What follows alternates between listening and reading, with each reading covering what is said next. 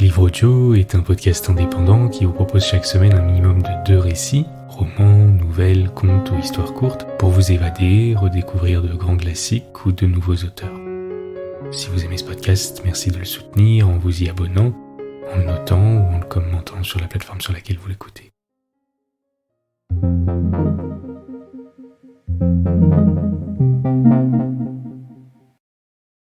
Maurice Leblanc.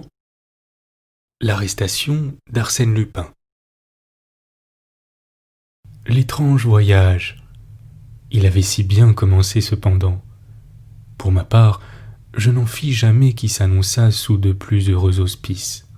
La Provence est un transatlantique rapide, confortable, commandé par le plus affable des hommes.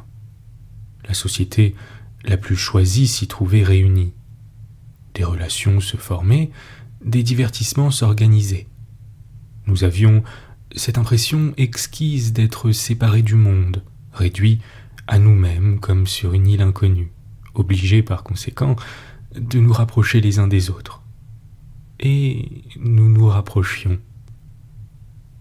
Avez-vous jamais songé à ce qu'il y a d'original et d'imprévu dans ce groupement d'êtres qui la veille encore ne se connaissaient pas, et qui, durant quelques jours entre le ciel infini et la mer immense, vont vivre de la vie la plus intime, ensemble vont défier les colères de l'océan, l'assaut terrifiant des vagues, la méchanceté des tempêtes et le calme sournois de l'eau endormie. C'est au fond, vécue en une sorte de raccourci tragique, la vie elle-même, avec ses orages et ses grandeurs, sa monotonie et sa diversité, et voilà pourquoi peut-être on goûte avec une hâte fiévreuse et une volupté d'autant plus intense ce court voyage, dont on aperçoit la fin au moment même où il commence. Mais depuis plusieurs années, quelque chose se passe qui ajoute singulièrement aux émotions de la traversée. La petite île flottante dépend encore de ce monde dont on se croyait affranchi.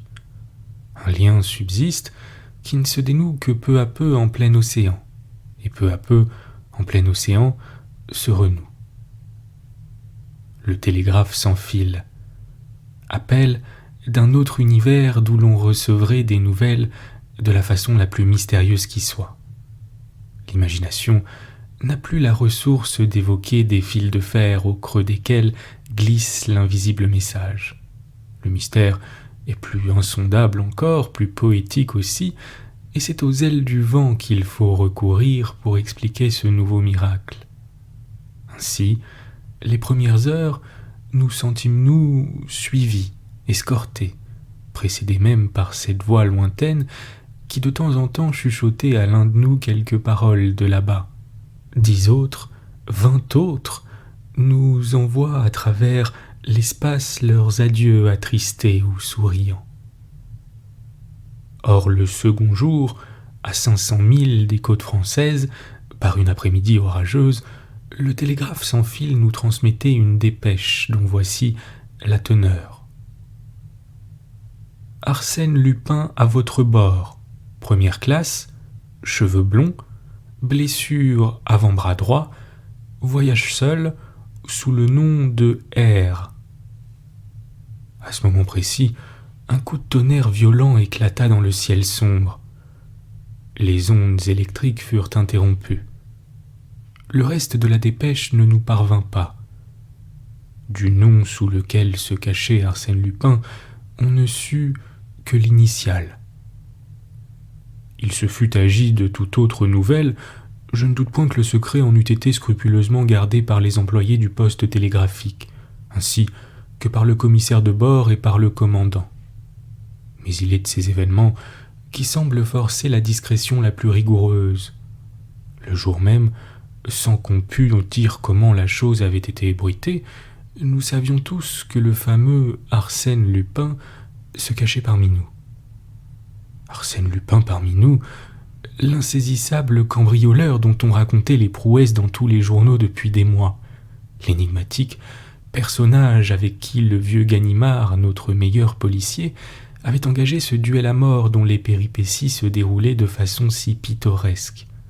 Arsène Lupin, le fantaisiste gentleman qui n'opère que dans les châteaux et les salons et qui, une nuit, où il avait pénétré chez le baron Shorman, en était parti les mains vides et avait laissé sa carte ornée de cette formule.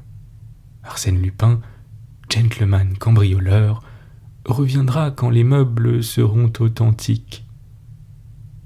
Arsène Lupin, l'homme aux 1000 déguisements, tour à tour chauffeur, ténor, bookmaker, fils de famille, adolescent, vieillard, commis voyageur marseillais, médecin russe, torero espagnol. Qu'on se rende bien compte de ceci, Arsène Lupin allant et venant, dans le cadre relativement restreint d'un transatlantique, que dis-je, dans ce petit coin des Premières où l'on se retrouvait à tout instant, dans cette salle à manger, dans ce salon, dans ce fumoir, Arsène Lupin, c'était peut-être ce monsieur, ou celui-là, mon voisin de table, mon compagnon de cabine. Et cela va durer encore 5 fois 24 heures, s'écria le lendemain Miss Nelly Underdown.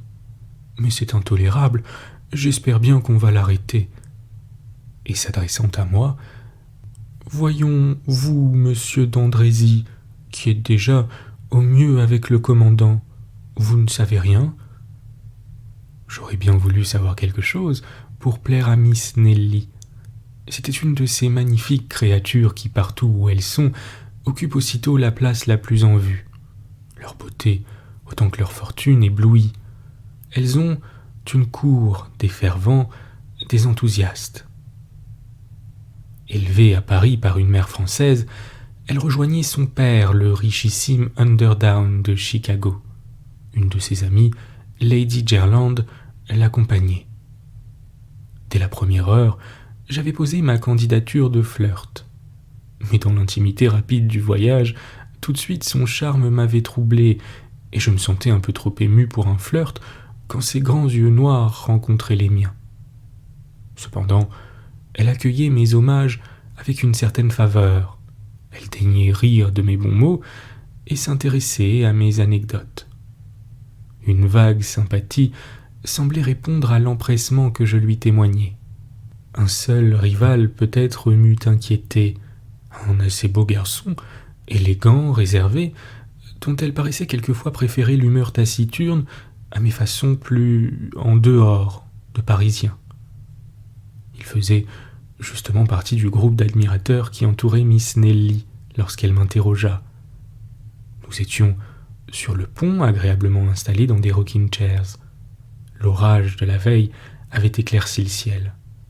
L'heure était délicieuse. « Je ne sais rien de précis, mademoiselle, » lui répondis-je. « Mais est-il impossible de conduire nous-mêmes notre enquête, tout aussi bien que le ferait le vieux Ganimard, l'ennemi personnel d'Arsène Lupin ? » « Oh, vous avancez beaucoup. En quoi donc ? Le problème est-il si compliqué ? Très compliqué. C'est que vous oubliez les éléments que nous avons pour le résoudre. » « Quels éléments ? » Lupin se fait appeler Monsieur R. Signalement un peu vague. Deuxièmement, il voyage seul.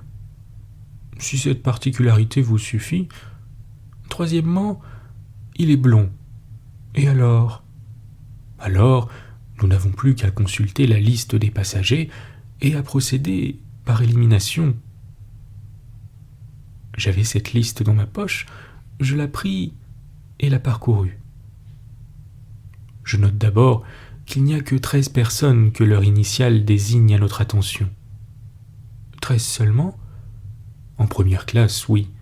Sur ces 13 messieurs R, comme vous pouvez vous en assurer, 9 sont accompagnés de femmes, d'enfants ou de domestiques.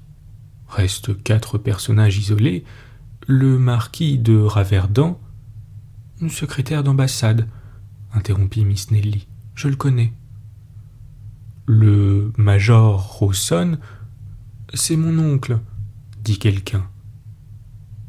Monsieur Rivolta, présent, s'écria l'un de nous, un Italien dont la figure disparaissait sous une barbe du plus beau noir. Miss Nelly éclata de rire. Monsieur n'est pas précisément blond. Alors, repris-je, nous sommes obligés de conclure que le coupable est le dernier de la liste. C'est-à-dire ? C'est-à-dire Monsieur Rosen. Quelqu'un connaît-il Monsieur Rosen ? On se tut, mais Miss Nelly, interpellant le jeune homme taciturne dont l'assiduité près d'elle me tourmentait, lui dit « Eh bien, Monsieur Rosen, vous ne répondez pas ?» On tourna les yeux vers lui. Il était blond. Avouons-le, je sentis comme un petit choc au fond de moi. Et le silence gêné qui pesa sur nous m'indiqua que les autres assistants éprouvaient aussi cette sorte de suffocation. C'était absurde d'ailleurs, car enfin rien dans les allures de ce monsieur ne permettait qu'on le suspectât. « Pourquoi je ne réponds pas ?»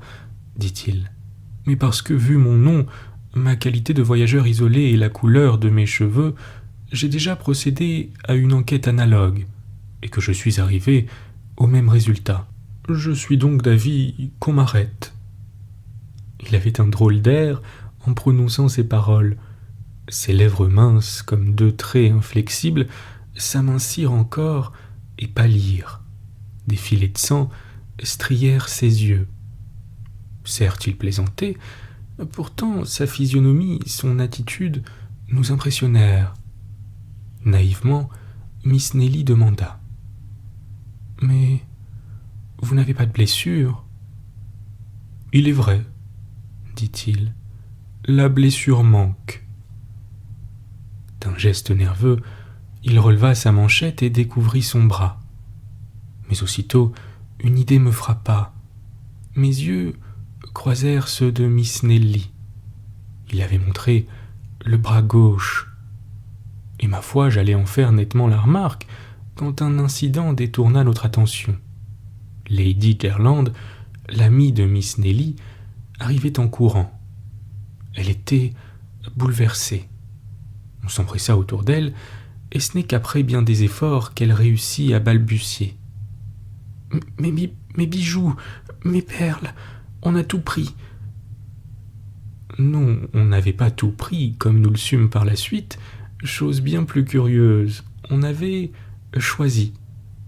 De l'étoile en diamant, du pendentif en cabochon de rubis, des colliers et des bracelets brisés, on avait enlevé non point les pierres les plus grosses, mais les plus fines, les plus précieuses, celles, aurait-on dit, qui avaient le plus de valeur tout en tenant le moins de place. Les montures gisaient là sur la table, je les vis, tous nous les vîmes, dépouillées de leurs joyaux, comme des fleurs dont on eût arraché les beaux pétales étincelants et colorés. Et pour exécuter ce travail, il avait fallu, pendant l'heure où Lady Gerland prenait le thé, il avait fallu, en plein jour et dans un couloir fréquenté, fracturer la porte de la cabine, trouver un petit sac dissimulé à dessein au fond d'un carton à chapeau, l'ouvrir et choisir. Il n'y eut qu'un cri parmi nous. Il n'y eut qu'une opinion parmi tous les passagers lorsque le vol fut connu. C'est Arsène Lupin. Et de fait, c'était bien sa manière compliquée, mystérieuse, inconcevable, et logique cependant, car il était difficile de recéler la masse encombrante qu'eût formé l'ensemble des bijoux, combien moindre était l'embarras, avec de petites choses indépendantes les unes des autres, perles, émeraudes et saphirs. Et au dîner, il se passa ceci. À droite et à gauche de Rosen, les deux places restèrent vides. Et le soir, on sut qu'il avait été convoqué par le commandant. Son arrestation, que personne ne mit en doute, causa un véritable soulagement. On respirait enfin. Ce soir-là, on joua au petit jeu. On dansa. Miss Nelly surtout montra une gaieté étourdissante qui me fit voir que si les hommages de Rosen avaient pu lui agréer au début, elle ne s'en souvenait guère. Sa grâce s'acheva de me conquérir. Vers minuit, à la clarté sereine de la lune, je lui affirmai mon dévouement avec une émotion qui ne parut pas lui déplaire. Mais le lendemain, à la stupeur générale, on apprit que les charges relevées contre lui n'étaient pas suffisantes. Rosen était libre. Fils d'un négociant considérable de Bordeaux, il avait exhibé les papiers parfaitement en règle. En outre, ses bras n'offraient pas la moindre trace de blessure. « Des papiers, des actes de naissance !» s'écrièrent les ennemis de Rosen. « Mais Arsène Lupin vous en fournira tant que vous voudrez. Quant à la blessure, c'est qu'il n'en a pas reçu ou qu'il en a effacé la trace. » On leur objectait qu'à l'heure du vol, Rosen, s'était démontré, se promenait sur le pont. À quoi il ripostait. Est-ce qu'un homme de la trempe d'Arsène Lupin a besoin d'assister au vol qu'il commet ? Et puis, en dehors de toute considération étrangère, il y avait un point sur lequel les plus sceptiques ne pouvaient épiloguer. Qui, sauf Rosen, voyageait seul, était blond et portait un nom commençant par R. Qui le télégramme désignait-il si ce n'était Rosen ? Et quand Rosen, quelques minutes avant le déjeuner, se dirigea audacieusement vers notre groupe, Miss Nelly et Lady Jerland se levèrent et s'éloignèrent. C'était bel et bien de la peur. 1 heure plus tard, une circulaire manuscrite passait de main en main parmi les employés de bord, les matelots, les voyageurs de toute classe. Monsieur Louis Rosen promettait une somme de 10 000 francs à qui démasquerait Arsène Lupin ou trouverait le possesseur des pierres dérobées. « Et si personne ne me vient en aide contre ce bandit, déclara Rosen au commandant, moi je lui ferai son affaire. » Rosen contre Arsène Lupin, ou plutôt, selon le mot qui courut, Arsène Lupin contre lui-même, la lutte ne manquait pas d'intérêt. Elle se prolongea durant 2 journées.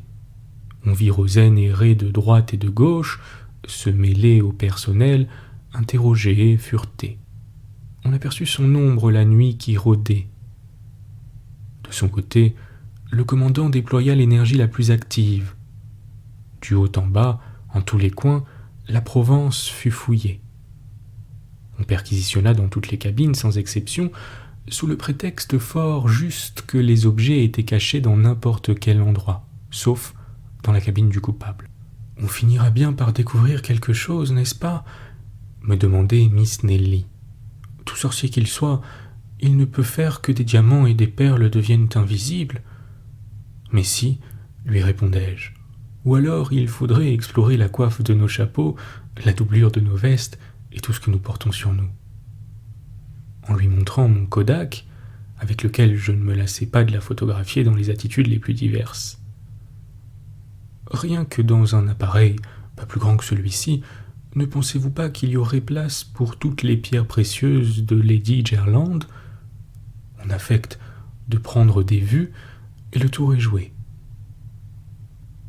Mais cependant, j'ai entendu dire qu'il n'y a point de voleur qui ne laisse derrière lui un indice quelconque. Il y en a un, Arsène Lupin. Pourquoi ? Pourquoi ? Parce qu'il ne pense pas seulement au vol qu'il commet, mais à toutes les circonstances qui pourraient le dénoncer. Au début, vous étiez plus confiant, mais depuis, je l'ai vu à l'œuvre. Et alors, selon vous ? Selon moi, on perd son temps. Et de fait, les investigations ne donnaient aucun résultat, ou du moins, celui qu'elles donnèrent ne correspondait pas à l'effort général. La montre du commandant lui fut volée. Furieux, il redoubla d'ardeur et surveilla de plus près encore Rosen, avec qui il avait eu plusieurs entrevues. Le lendemain, ironie charmante, on retrouvait la montre parmi les faux cols du commandant Sgon. Tout cela avait un air de prodige et dénonçait bien la manière humoristique d'Arsène Lupin, cambrioleur soit, mais dilettante aussi. Il travaillait par goût et par vocation, certes, mais par amusement aussi. Il donnait l'impression du monsieur qui se divertit à la pièce qu'il fait jouer, et qui, dans la coulisse, rit à gorge déployée de ses traits d'esprit et des situations qu'il imagina. Décidément, c'était un artiste en son genre, et quand j'observais Rosen, sombre et opiniâtre, et que je songeais au double rôle que tenait sans doute ce curieux personnage, je ne pouvais en parler sans une certaine admiration. Or l'avant-dernière nuit, l'officier de quart entendit des gémissements à l'endroit le plus obscur du pont. Il s'approcha. Un homme était étendu, la tête enveloppée dans une écharpe grise très épaisse, les poignets ficelés à l'aide d'une fine cordelette. On le délivra de ses liens, on le releva, des soins lui furent prodigués. Cet homme, c'était Rozaine. C'était Rozaine, assailli au cours d'une de ses expéditions, terrassé et dépouillé. Une carte de visite fixée par une épingle à son vêtement portait ces mots: Arsène Lupin accepte avec reconnaissance les 10 000 francs de M. Rozaine. En réalité, le portefeuille dérobé contenait 20 billets de 1000. Naturellement, on accusa le malheureux d'avoir simulé cette attaque contre lui-même. Mais, outre qu'il lui eût été impossible de se lier de cette façon, il fut établi que l'écriture de la carte différait absolument de l'écriture de Rozaine, et ressemblait au contraire à s'y méprendre à celle d'Arsène Lupin, telle que la reproduisait un ancien journal trouvé à bord.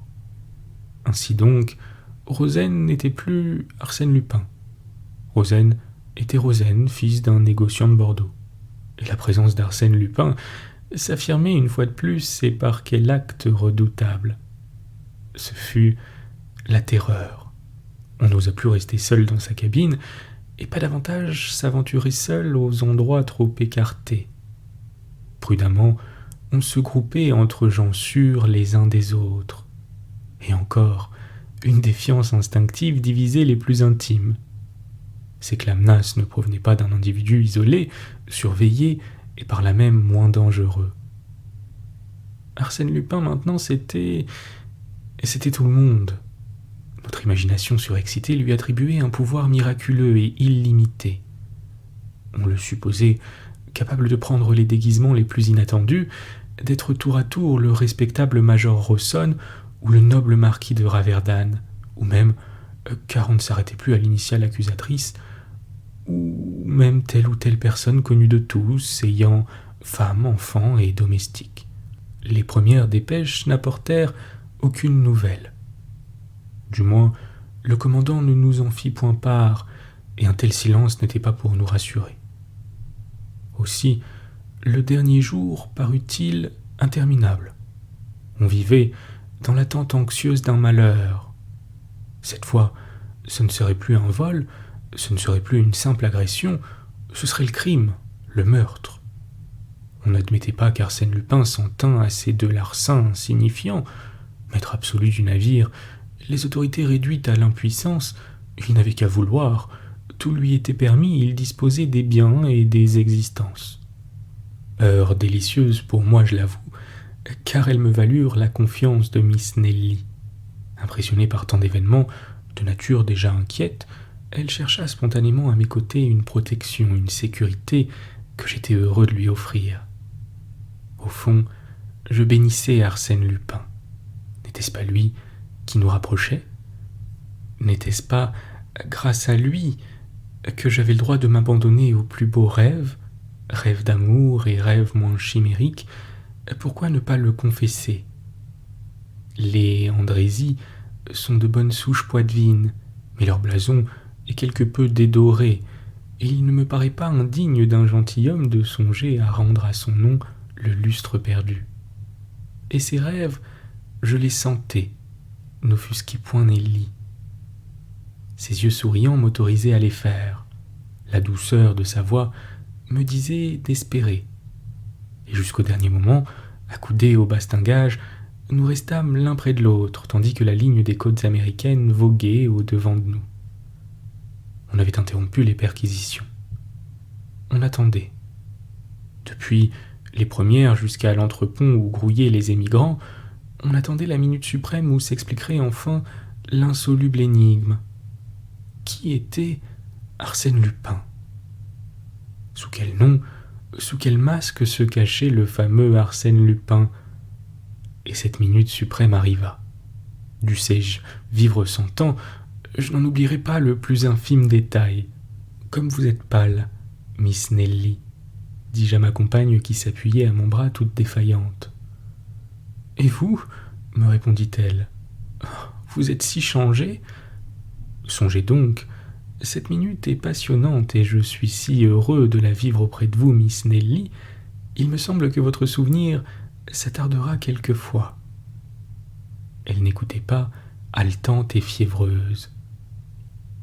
La passerelle s'abattit, mais avant que nous eûmes la liberté de la franchir, des gens montèrent à bord, des douaniers, des hommes en uniforme, des facteurs.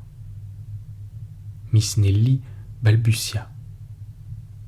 On s'apercevrait qu'Arsène Lupin s'est échappé pendant la traversée, que je n'en serais pas surprise.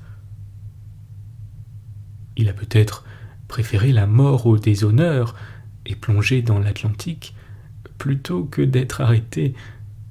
Ne riez pas, fit-elle agacée.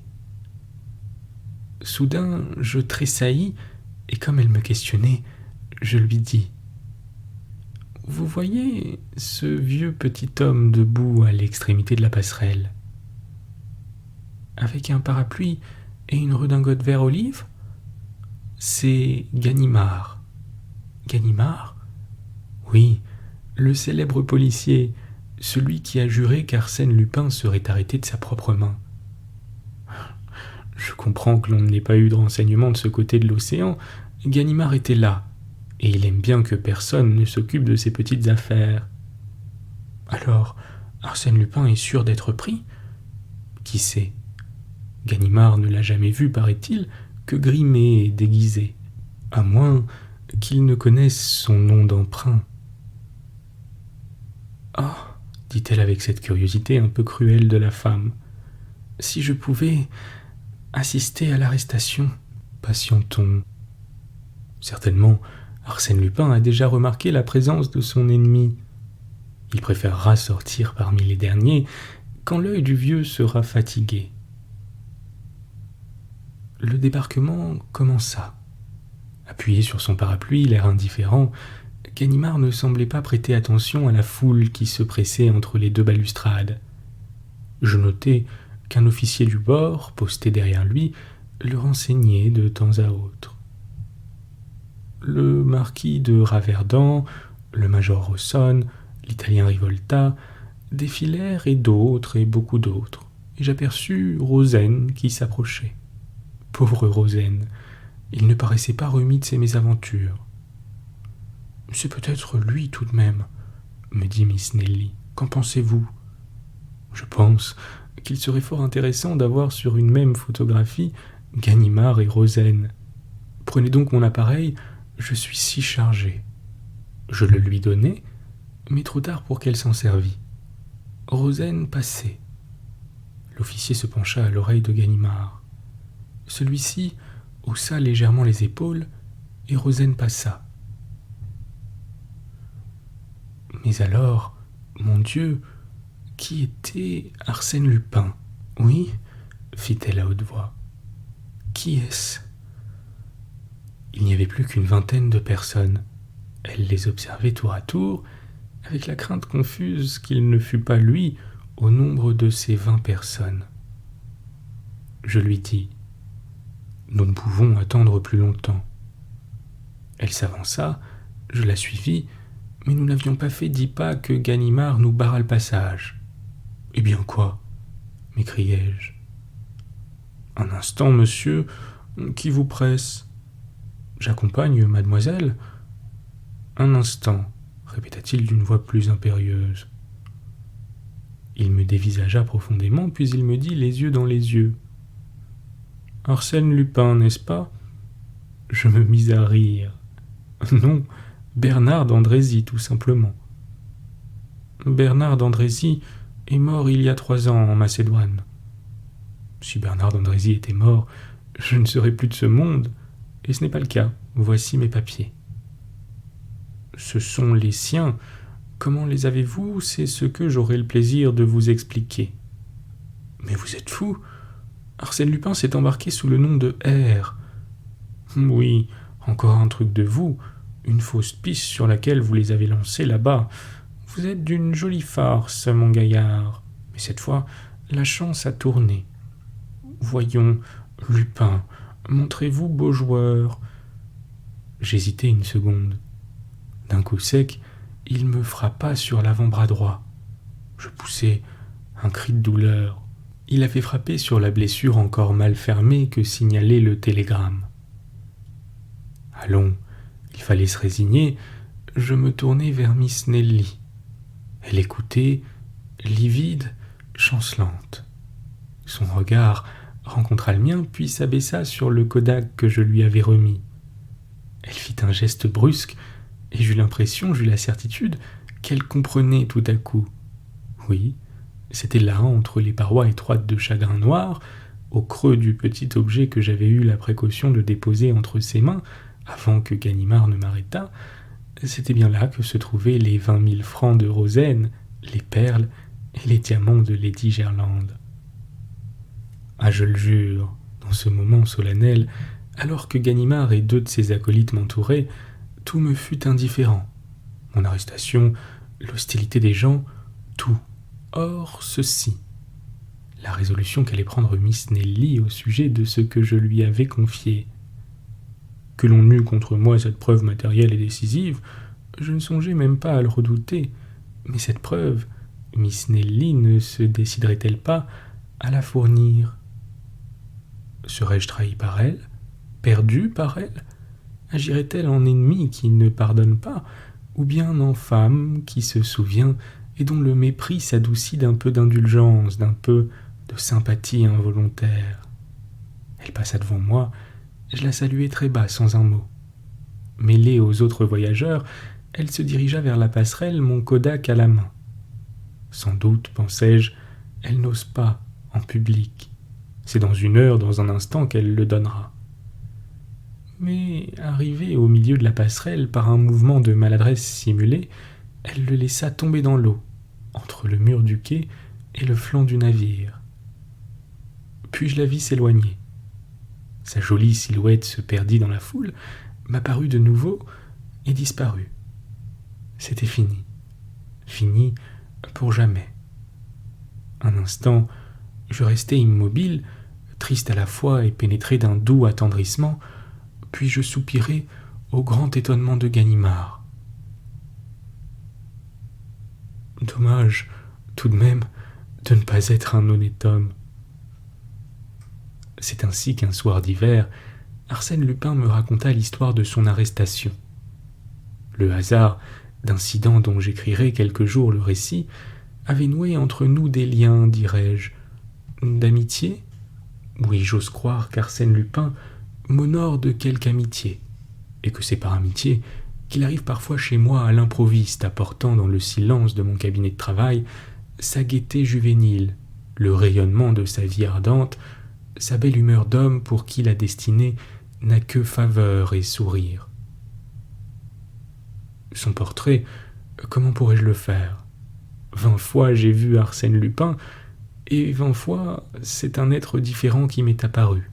Ou plutôt, le même être dont 20 miroirs m'auraient renvoyé autant d'images déformées, chacune ayant ses yeux particuliers, sa forme spéciale de figure, son geste propre, sa silhouette et son caractère.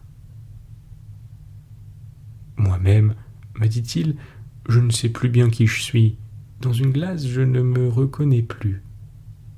Boutade, certes, et paradoxe, mais vérité à l'égard de ceux qui le rencontrent et qui ignorent ses ressources infinies, sa patience, son art du maquillage, sa prodigieuse faculté de transformer jusqu'aux proportions de son visage et d'altérer le rapport même de ses traits entre eux. Pourquoi, dit-il encore, aurais-je une apparence définie? Pourquoi ne pas éviter ce danger d'une personnalité toujours identique? Mes actes me désignent suffisamment. Et il précise avec une pointe d'orgueil. Tant mieux si l'on ne peut jamais dire en toute certitude, voici Arsène Lupin. L'essentiel est qu'on dise sans crainte d'erreur, Arsène Lupin a fait cela. Ce sont quelques-uns de ses actes, quelques-unes de ses aventures que j'essaie de reconstituer d'après les confidences dont il eut la bonne grâce de me favoriser certains soirs d'hiver dans le silence de mon cabinet de travail.